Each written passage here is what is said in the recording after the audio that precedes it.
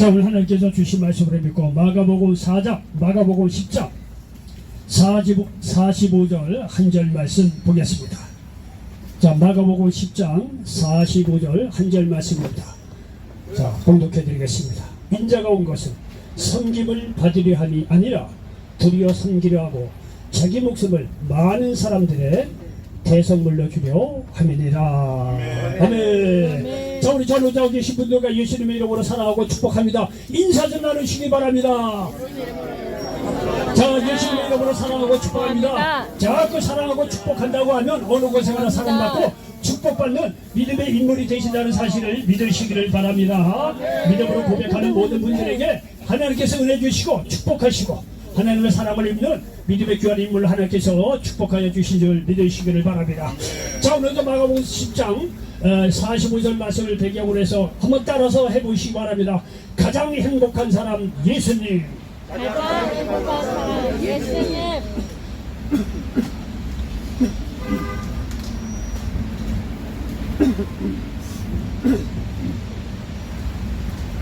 자, 가장 행복한 사람 예수님, 이런 제목으로 말씀을 전하면서 하나님의 은혜가 넘치시기를 예수님의 이름으로 간절히 축원을 드리겠습니다.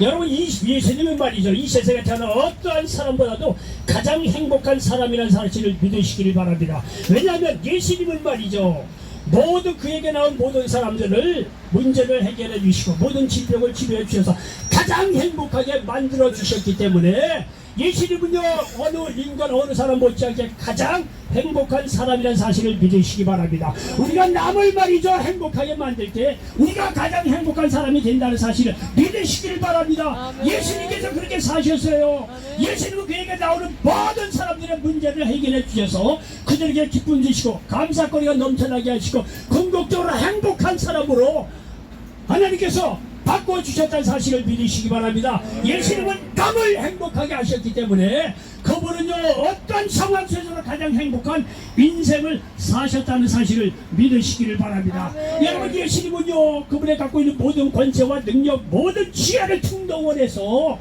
사람들의 모든 문제를 해결해 주시고 행복하게 만들기 위해서 그분의 모든 지혜와 능력, 권세를 사람들을 위해서 섬겼다는 사실을 믿으시기를 바랍니다. 오늘 말씀 보니까 마가복음 10장 45절에 인자가 온 것은 섬김을 받으려 함이 아니라 드리어 섬기려 하고 자기 목숨을 많은 사람의 대성물로 주려 함이니라 말씀하고 있습니다. 여러분, 이 말씀을 통해서 우리가 알 수 있는 세상에 무슨 철학과 사상가도요, 결국은 자기 명예를 위해서 자기 섬기기 위해서 왔습니다.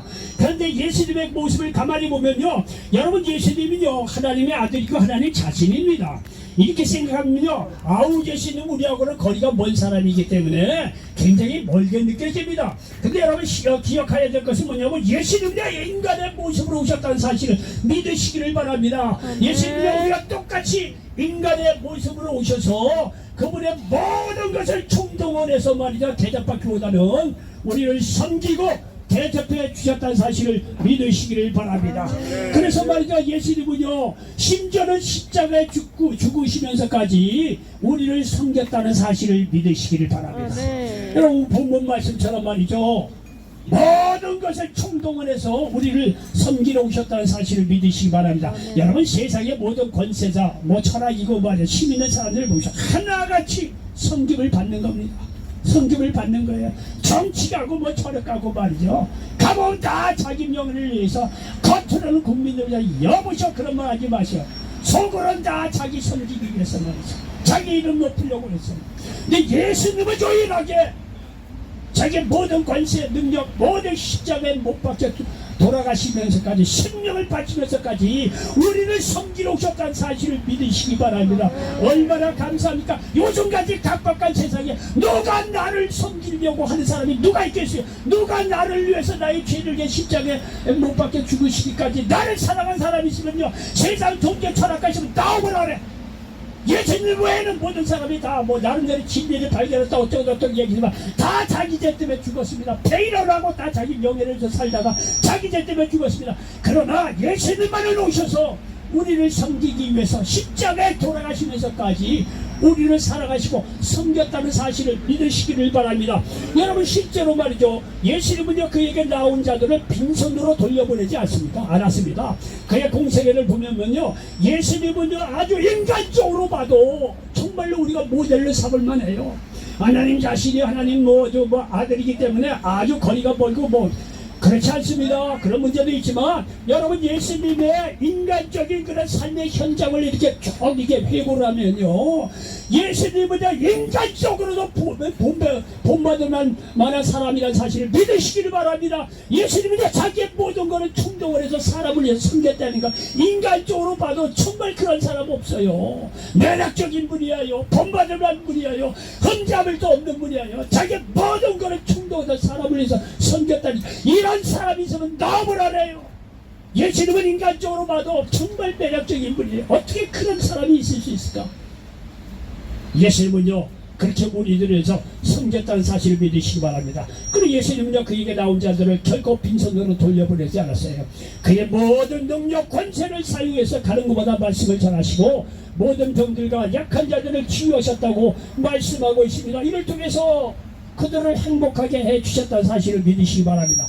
마태복음 9장 35절 36절에 보니까 예수께서 모든 도시와 마을에 도로다니사 그들의 회당에서 가르치시며 천국 복음을 전파하시며 모든 병과 모든 약한 것을 고치시니라. 무리를 모시고 불쌍히 여기시니 이는 그들이 목자 없는 양과 같이 고생하며 기진함이라 말씀하고 있습니다. 여러분요, 우리가 아들딸들을, 나이가 먹은 아들딸들을 봐도 불쌍해 보여요. 괜히 부모가 말이야 제대로 못해줘갖고, 예? 부모 잘못, 좀 부족한 부모 밑에서 태어나서 말이야 고생만 하는 그런 아들딸인 것 같아요. 괜히 불쌍해 보이고 자녀만 생각하면 괜히 눈물이 나오고, 그게 부모의 마음 아니겠습니까?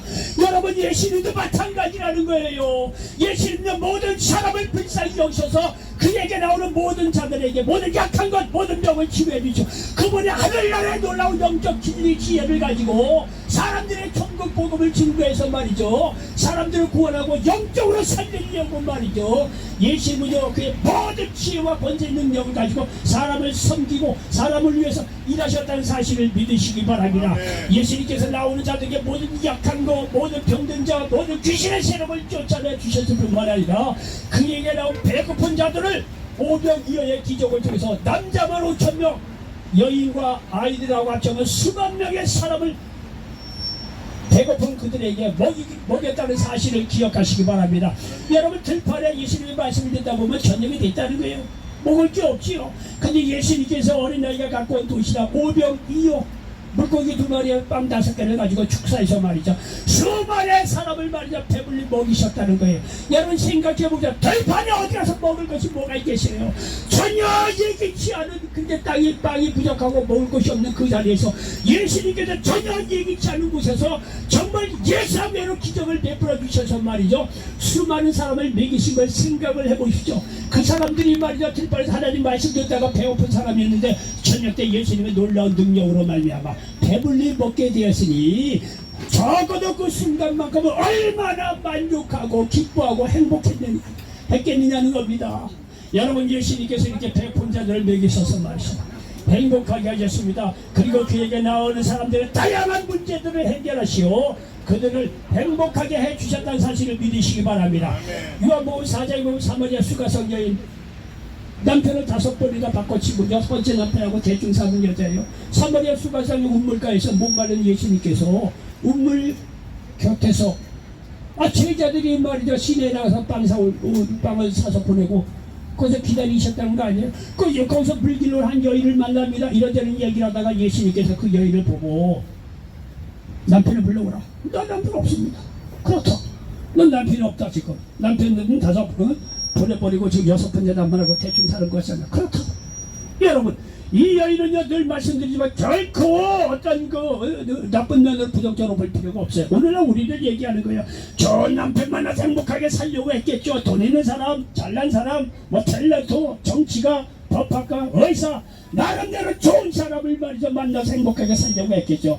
말짱 도루묵이었다는 거예요. 그 남자 5달 바꿔치고 6번째 남편하고 살 수밖에 없는 오늘날 우리를 이야기하는 거예요. 우리도 나름대로 인생을 행복하게 살려고 얼마나 몸부림쳤을까. 돈을 위해서, 건강을 위해서, 좋은 부인 구해서, 아들 딸 명예. 여러분요, 그렇게 귀한 사람도 하나님 없으면 말짱 도루묵이지만 그런 거를 다 갖고 있는 사람이 누가 있겠어요? 여러분, 그렇게 해서 행복한 게 아닙니다. 그 예수님께서 말이죠, 그 연을 만나고 나서 내 문제는 이 세상물을 먹어서 그런 거 아니냐. 내 세상물 먹어봐야 다시 목마르지 않느냐. 그러나 내가 주는 물 먹는 자마다 그 배 안에서 영생하도록 솟아나는 샘물이 된다는 거예요. 저는 이 말에 전적으로 동일합니다. 여러분요, 여러분 예수를 인간적으로 개인적으로 만난 분들 말이죠, 마음에 급급하고 영적인 메말랐을 때 성경 한번 읽어보십시오. 성경 읽어보면요, 성경이 여러분 마음속에 그대로 들어가게는 성령의 능력으로 말이야 이유 없어요. 마음에 세상에 줄 수 없는 기쁨과 감사가 넘치게 되어 있습니다. 하나님의 말씀은 파워가 있어요. 내가 주는 물을 먹는 자는 영생하도록 솟아나는 신분이 된다는 거예요. 하나님께서 영원부터 영원까지 계시는 분이기 때문에 그분의 말씀도 영원부터 영원까지 우리를 살린다는 사실을 믿으시기 바랍니다. 우리는 이런 확실한 증거가 있기 때문에 여기서 하나님 말씀을 전하는 겁니다. 여러분이 아무리 영적으로 갈급하다고 하더라도 여러분 말씀을 붙잡고 한번 읽어보시기 바랍니다. 오늘날 그 말씀이 여러분 마음속에 깊숙이 배기만 말이죠. 놀라운 여러분의 삶일 뿐만이 아니라 세상이 유지하는 기쁨, 감사, 만족이 넘친다는 사실을 믿으시기 바랍니다. 하나님의 말씀이 들어올 때 여러분 진정한 행복을 얻으시다는 사실을 믿으시기 바랍니다. 사마리아 수가성 여인, 남편 5 바꿔치고 6번째 남편하고 사는 인생이 오죽했겠냐 이게야. 아주 더워서 말이야 아무도 물길로 오지 않는 대낮에 물길로 갈 수밖에 없는 사람을 만나기 싫어하는 그 여인이 얼마나 불행한 삶을 살았겠느냐 이게. 이 여인의 신음을 만나고 말이야 내가 주는 물은 말이야 그 배 안에서 영생하던 솟아나는 샘물이 된다고 그 말씀 한마디에 말이야 어느 누구도 이 여인을 행복하게 할 수 없는데 예수님의 말씀 한마디로 말이죠. 그렇다 이게야. 우리가 그렇게 찾던 그 메시아가 말이야 바로 당신이 아니냐 이게야. 온 동네에 가면서 우리가 그렇게 찾던 메시아 대신 예수님이 지금 사마리아 수가성 우물가에 있다고 가서 전도해서 말이야 많은 사람들이 예수님께 나온 그런 귀한 일에 쓰임받은 믿음의 여인, 행복한 여인으로 바뀌어졌다는 사실을 믿으시기 바랍니다. 그렇게 풀 수 없는 문제인데 그렇게 찾으려고 온 동네 방네 지구를 다 쫓아다녀도 얻을 수 없는 행복이 예수님을 만나고 나서 이 여인에겐 말이죠 놀라운 세상에 줄 수 없는 행복을 얻었다는 사실을 믿으시기 바랍니다. 여러분 요한복음 11장에 죽은 지 4일이나 지난 나사로 가정이 나옵니다. 여러분 죽은 지 4일이나 지났으니 사람들이 가장 스트레스 중에 가장 큰 스트레스가 뭡니까? 사랑하는 자가 세상을 떠나는 겁니다. 말로 다 할 수 없죠. 사랑하는 남편, 사랑하는 아내, 어느 날 갑자기 사랑하는 말이 아들, 딸들이 세상들 그거를 어느 곳에 말이냐 위로를 얻을 수 있겠습니까? 여러분 요한복음 11장 하나님 예수님께 사랑하는 가정이 있는데 나사로가 말이야 세상을 떠났다는 거야. 그래서 말이야 좀 늦게 와보니까 죽은 지 4일이나 지났다는 거야. 죽은 지 4일이나 지났다 게임 끝나는 거예요. 거기는 어떠한 기쁨, 어떤 감사, 어떤 행복을 만날 수 없는 곳입니다. 사랑하는 사람 자녀가 말이죠 사람이 죽은 지 4일이나 지났는데 거기서 무슨 소망이 있고 말이죠. 거기서 무슨 위로가 있고 말이야 무슨 행복이 있겠습니까? 가장 절망적이고 불행하고 말이죠 이 가정에 예수님께 등장함으로 말미암아 분위기가 바뀝니다. 예수님께서 하시는 말씀이 요한복음 11장 25절 26절 예수께서 이르고 나는 부활의 생명이라는 거예요. 나를 믿는 자는 죽어도 살겠고 무릇 살아서 나를 믿는 자는 영원히 죽지 아니하리니. 여러분요 위대한 선언입니다. 어느 누가 부활이고 생명이라고 감히 말할 수 있는 사람이 누가 있겠어요? 많은 세상의 철학자 사상가가 나는 부활이고 생명 영생 줄 수 있다고 얘기합니다. 여러분 예수님은 이러한 위대한 선언을 하실 뿐만 아니라 직접 그 자리에 4일이나 지난 나사로를 무덤 앞에 두고 말아 나사로가 나오느란 말이죠. 그 생겨낸 걸 보십시오. 세상 철학가 사상가는요 나는 부활의 생명 그럴듯하게 얘기할 수가 있습니다. 말만 그렇죠. 예수님은 안 그래요. 나는 부활이야 생명이야. 나를 믿는 자는 죽어도 살겠고 살아서 나를 믿는 자는 영원히 죽지 않는다. 이런 위대한 선언을 하고 나서 그 자리에서 예표적으로 부활이야 생명이라는 것을 증거하기 위해서 죽은 지 4일 지난 나사로를 말이죠. 무덤 앞에서 나사로에 나오느라 말씀 한마디로 다시 살리는 걸 보십시오. 여러분요, 불행에 그게 다르던 그 가정에 예수님의 위대한 선언, 위대한 말씀 한마디로 말이에요. 죽은 지 4일이나 지난 나사로 다시 살아난 것을 보십시오. 얼마나 기쁨의 큰 소식이냐 이게요. 얼마나 큰 행복이냐 이게. 가장 절망적인 죽음 그런 상황 속에서 살아나는 자리가 다시 살아났으니 말이죠. 얼마나 그 자리가 행복한 그런 기쁨의 장소로 바뀌지 않았겠습니까? 예수님께서는 가는 곳마다 이렇게 남을 행복하게 하십니다. 요한복음 8장에 음행주가 잡힌 여인이 등장합니다. 아이 사람들이 말이죠. 유대 사람들이 돌 들고 와서 이 여인을 다 죽이려고 합니다. 죄인이니까 음행주가 잡힌 여인이니까 돌 들고 와서요 다 죽이려고 말해요. 예수님 앞에 끌고 온 거예요. 예수님 어떻게 했냐 이거. 음행주가 잡힌 여인 율법에 의해서 돌로 맞아 죽어야 됩니다. 겉으로 보면 율법적으로 맞지요. 예수님께서 말해요. 그러냐 너희들 일로 와봐라. 자, 너희들이 음행에다 잡혀온 여인을 돌로 찔러 죽여야 돼. 좋다. 율법에서는 그 맞는 말이다. 그런데 너희들 중에 말이지 죄 없는 자부터 돌로 치라는 거예요. 여러분요, 말 한마디 잘못하면 예수님도 거저 죽는 판입니다. 분위기가. 예수님께서 거기서 너희 중에 죄 없는 자부터 돌로 치라는 거예요. 이 얼마나 믿음에 담대한 지혜로운 말씀입니까? 예수님은요, 이 머릿속에 어떻게 하면 음행증 잡힌 여인 사람들에서 돌로 맞아 죽으려는 그 여인을 어떻게 하면 살려야 될 것인데 어떻게 하면 살립니까? 예수님은 그 마음속에 말해 순간적으로 말해 많은 지혜를 짜냈을 거예요. 결과적으로 말이죠. 너희들 중에 죄 없는 자부터 돌로 치라는 거예요. 여러분 그 얘기를 하고 땅에 뭔가 쓰셨다는 거예요. 그 사이에 거기 있는 사람이 돌 하나하나 다 내려놓아서 떠나버린 거예요. 죄 없는 자가 어디 있겠습니까? 꼭 예수님께서 그 여인을 일대일로 딱 맞이합니다.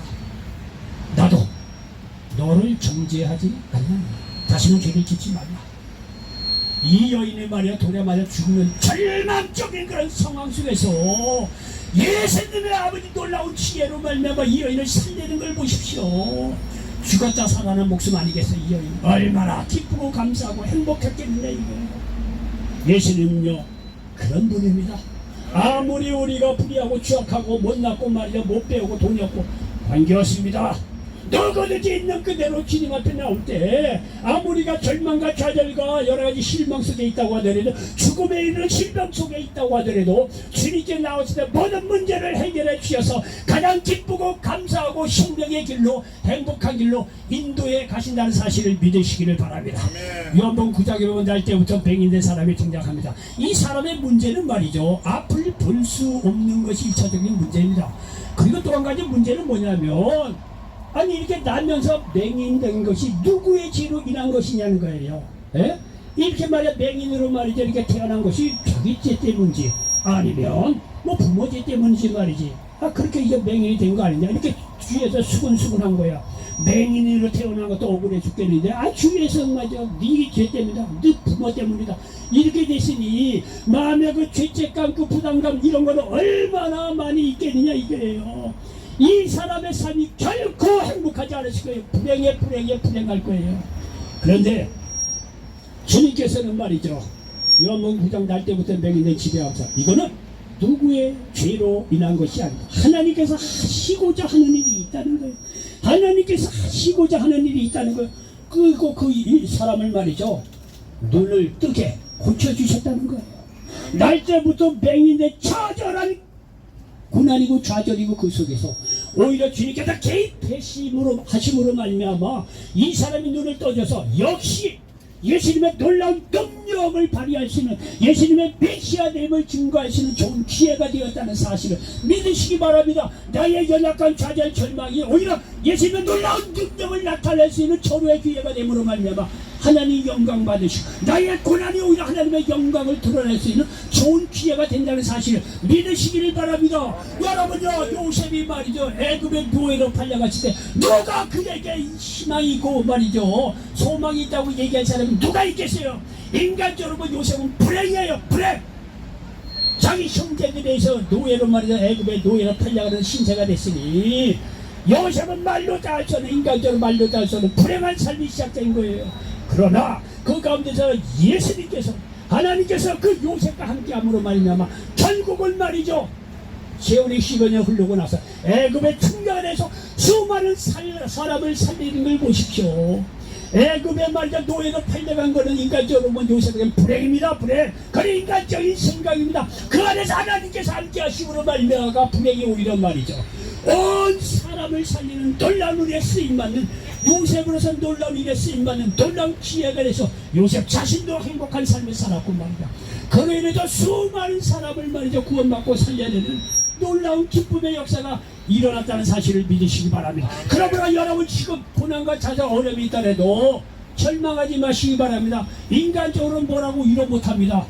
너무 엄청난 일이기 때문에. 그러나 우리는 예수 믿고 하나님의 자녀된 사람으로서는 우리 그 가운데서도 소망을 이야기할 수 있고 희망을 얘기할 수 있다는 사실을 믿으시기 바랍니다. 왜? 나의 절망, 좌절, 연약함, 실패, 좌절 다 떠났다고 하더라도 바로 그 자리가 하나님의 놀라운 능력으로 말미암아 소망을 발견하고 기쁨을 발견하고 구원받고 말이죠. 하나님께 쓰임받고 놀라운 행복한 길로 갈 수 있는 놀라운 역사의 현장이라는 사실을 믿으시기를 바랍니다. 여러분 야구는 그의 말 투아웃 홈런 때려서 역전하는 그 야구 보는 재미입니다. 그렇잖아요. 우리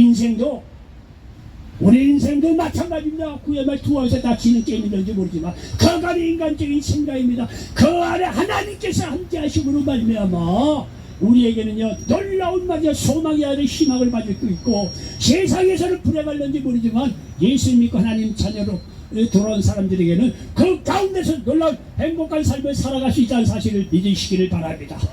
예수님께서 역사하시면 그게 가능하다는 거예요. 예수님 여러분요 누가복음 19장 1절 삭개오 세리장이여 부자입니다. 세리장이었으니까 뭐 세금 많이 걷고 뭐 로마 나라에 조금 주고 자기 입맛이 좋게 됐다는 거 아니에요. 부자가 됐다는 거예요. 그러니 삭개오는요 인간적으로 얼마나 부자였겠어요. 이 세무공무원으로서요. 그가 부자였는지 모르지만 자기 동족들에게는 따돌림 당한 사람이에요. 차별당한 사람이에요. 어머 저기 세리장이요 저 부자 삭개오 우리 세금 걷어다가 로마한테 주고 나머지 지인마에 독격하던 저 사람 말이죠. 얼마나 손가락질 했겠으며 사회적으로 왕따하고 죄인 취급받고 돈이 싫은지 모르지만 그 마음은 얼마나 불행했겠느냐 이게요. 그러니 사람이 돈 많이로 살 수 있겠어요? 마음이 불안하고요. 다른 사람이 나 싫어하는데 그러니까 말이죠. 예수님께서 말이죠. 자기 살고 있는 마을의 부자 내가 예수를 만나서 내가 좀 새롭게 인생을 살아야 되지 않느냐. 뽕나무 위에 올라갔다는 거 아니에요? 자기가 키가 작아서 사람을 볼 수 없으니까 나무 위에 올라가서 말이죠. 이렇게 예수님을 내다봤다는 거 아니에요? 예수님께서 말이죠. 삭개오의 눈하고 맞으신 거예요. 그 예수님께서 당장하시는 말씀 오늘 내 집에 유하여야 하겠다. 수많은 사람이 있지만은 삭개오를 딱 집어서 오늘 내 집에 유하여야 하겠다는 거예요.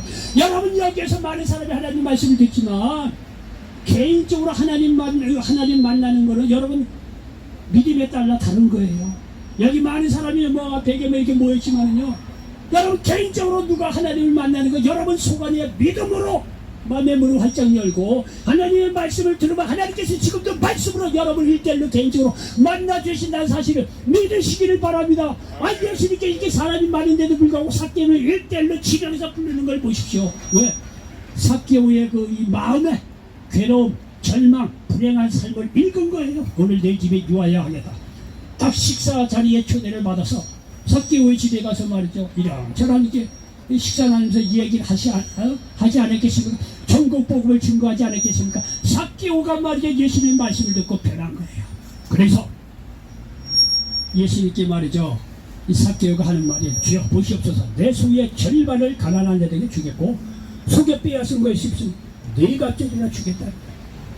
돈으로 자기는 행복을 살려고 했지만 그게 안 된다는 거예요. 예수님을 만나고 참다운 행복은 주 안에 있다는 것을 깨닫고 그 물질 초계같이 내놓는 이 삭개오의 모습을 보십시오. 소유의 절반을 가난한 말이 그랬지요. 소유의 절반 가난한 자들에게 말이죠. 주겠습니까?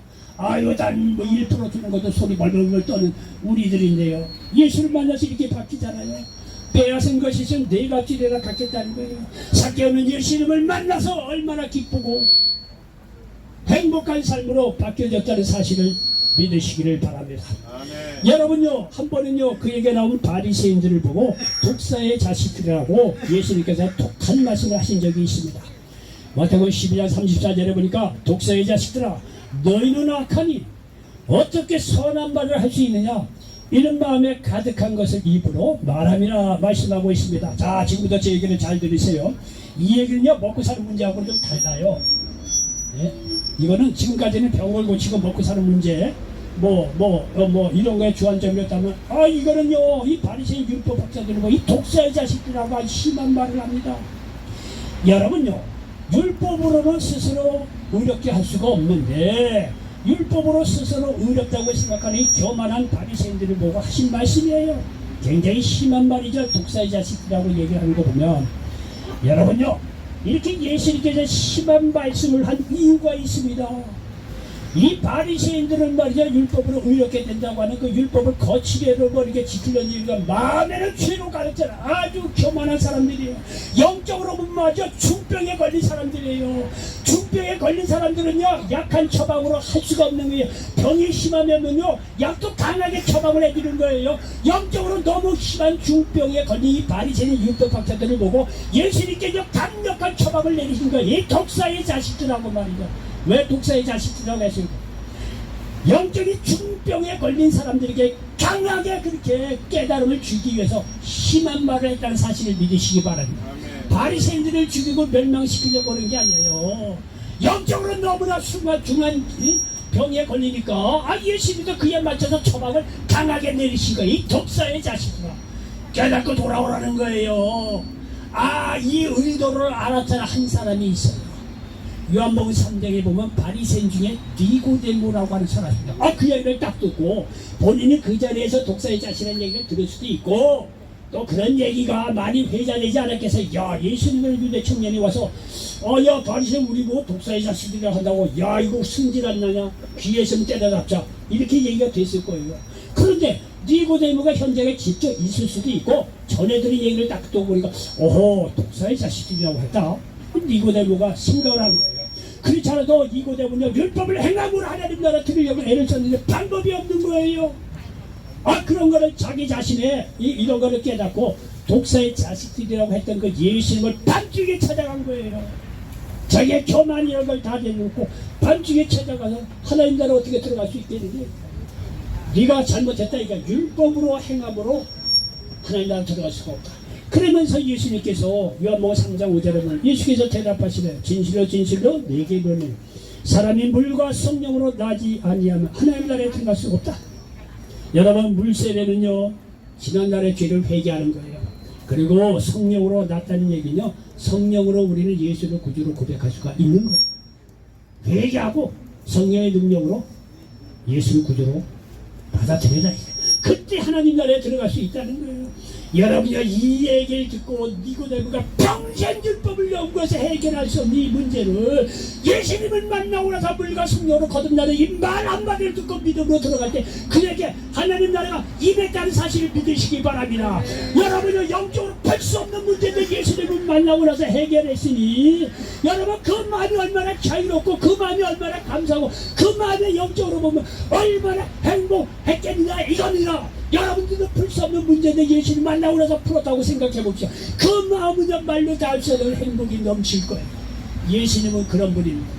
예수님은 영혼 육간에 문제 있는 자를 찾아가서 모든 불행한 상태에 있는 사람들을 해결해 주셔서 행복한 삶을 살아갈 수 있도록 예수님께서 그렇게 역사해 주셨다는 사실을 믿으시기 바랍니다. 지금도 어떤 문제가 있다고 하더라도 주님께 갖고 나올 때 주님께서 우리에게 자유함을 주시고 쉼을 주신다는 사실을 믿으시기 바랍니다. 마태복음 11장 28절 수고하고 무거운 짐진 자들아 나에게 오라 내가 너희를 쉬게 하리라 말씀하고 있다는 사실을 믿으시기 바랍니다. 여러분, 예수님을 만나 문제가 해결되고 행복한 삶을 사시게 되었다면 이제는요 예수님처럼 남을 섬기는 삶을 사시기 바랍니다. 예수님은요 남을 섬겼기 때문에 남을 행복하게 했던 자기 모든 재능과 권세를 사용해서 남을 섬겼고 남을 행복하게 했기 때문에 예수님은 그 자신이 가장 행복한 사람이 되었다는 사실을 믿으시기 바랍니다. 그저 우리가 구원받고 예수를 믿는 사람이라고 한다면 우리의 갖고 있는 것으로 남을 섬길 때 남을 행복하게 할 때 우리도 진정한 행복한 삶을 살아갈 수 있다는 사실을 믿으시기 바랍니다. 여러분 남을 돕는 것도 여러분 없는 걸로 도라는 거 아닙니다. 힘듭니다. 여러분이 갖고 있는 걸 가지고 여러분 남을 섬길 때 행복하게 할 때 역사가 일어나요. 로마서 12장 6절에 8절에 보니까 우리에게 주신 은혜대로 받은 은사가 각각 다르니 혹 예언이면 믿음의 본수대로 혹 섬기는 일이면 섬기는 일로 혹 가르치는 자면 가르치는 일로 위로하는 자면 위로하는 일로 구제하는 자는 성실함으로 다스리는 자는 부지런함으로 긍휼을 베푸는 자는 즐거움으로 할 것이니라 말씀하고 있습니다. 예수님께서 말이죠 한 사람 한 사람 부를 때는 반드시 은사를 주십니다. 은혜로운 선물이에요. 장기가 하나 있다는 거예요. 여러분들 중에는 다 남한테 없는 장기가 있어요. 어떤 사람은 즐겨 위로를 잘하는 사람이 있어요. 구제를 잘하는 사람이 있어요. 예? 어떤 사람은 말이죠 성실한 사람도 있어요. 리더십 있는 사람도 있고 어떤 사람은 위로를 잘하는 사람이 있고 다 은사가 있습니다. 자기가 갖고 있는 재능을 가지고 남을 섬기고 그를 통해서 남을 행복하면 되는 거예요. 그때 우리가 진정한 행복한 사람으로 바뀌어진다는 사실을 믿으시기를 바랍니다. 여러분 이러한 하나님께서 은혜 주시고 물질 문제도 여러분이 뭐 다들 어려우니까 그러나 새겨들으시기 바랍니다. 물질도요 하나님께서 주신 것이고 하나님께서 좋은 일을 하라고 내게 이제 물질을 맡겨주셨구나 이런 청지기적인 사고방식을 가지고 작은 물질은 작은 물질대로 남을 위해서 예수님의 이름으로 섬기고 그럴 때 여러분 그 물질에 대해서도 하나님께 축복해 주시고 진정한 행복도 얻을 수 있다는 사실을 믿으시기 바랍니다. 여러분요 역대하 29장에 보면 성경 건축을 위해서 다윗이 어마어마한 돈을 하나님께 드립니다. 그리고 나서 여기 역대상 29장 12절로 14절에 이 모든 거 주께서 말이죠 다 주셨는데 뭐 주님께 주신 걸 가지고 우리가 주께 드렸을 뿐이다. 아주 물질관이 다윗은 분명했어요. 물질 이런 것이 다 하나님께 주신 것이다 이거예요. 그러니까 하나님 나라에 드리는 거 얼마든지 드릴 수 있다는 거예요. 그래서요 어마어마한 돈을 이 성전 건축에서 드리는 것을 볼 수가 있습니다. 다윗은요 모든 것을 하나님께 물질도 주님께 나왔다는 사실 부와 귀와 명예 모든 것이 하나님께 나온다는 사실을 너무나 잘 알았던 인물이에요. 그러니까 하나님께서 그를 축복하신 거예요. 축복했더니 역시 하나님을 실망시키지 않습니다. 수많은 보화 말이야 재물을 하나님께 주시니까 성전 건축할 때 그 어마한 돈을 하나님께 도로 돌려드리는 것을 볼 수가 있습니다. 그런 사람이니까 다윗을 축복하신 거예요. 물질적으로도 어떤 사람 보면 정말 돈을 잘 버는 사람이 있습니다. 은사입니다. 그거 가지고 가장 잘 자녀들 다 기르고 나머지 하나님의 나라를 위해서 헌신할 수 있을 때 거기에 진정한 물질의 노예가 아니라 하나님께 주신 진정한 행복을 느낄 수 있다는 사실을 믿으시기 바랍니다. 결론입니다. 예수님은 자신의 모든 권세와 능력을 총출동하여 사람을 섬기고 행복하게 하셨다는 사실을 믿으시기 바랍니다. 이를 통해 예수님 자신도 가장 행복한 사람이 되었다는 사실을 믿으시기 바랍니다. 우리는 예수님을 믿어 구원받은 사람입니다. 그러므로 은사에 따라 우리도 남을 섬길 수 있어야 하는 것입니다. 이를 통해 이웃을 행복하게 만들 수 있는 것입니다. 이럴 때 우리는 진정 행복한 사람이 될 수 있다는 사실을 믿으시기 바랍니다. 이런 놀라운 역사가 여러분 나머지 생애 가운데 일어나시기를 예수님의 이름으로 간절히 축원을 드리겠습니다. 기도합니다. 종신아버지 하나님 고맙고 감사합니다. 마가복음 10장 45절 말씀을 배경으로 가장 행복한 사람 예수님이라는 제목으로 말씀을 나눴습니다. 이 말씀이 이 자리에 모든 분들에게 그대로 응하게 도와 주시옵소서. 예수님의 이름으로 축복하고 기도하옵나이다. 아멘. 자.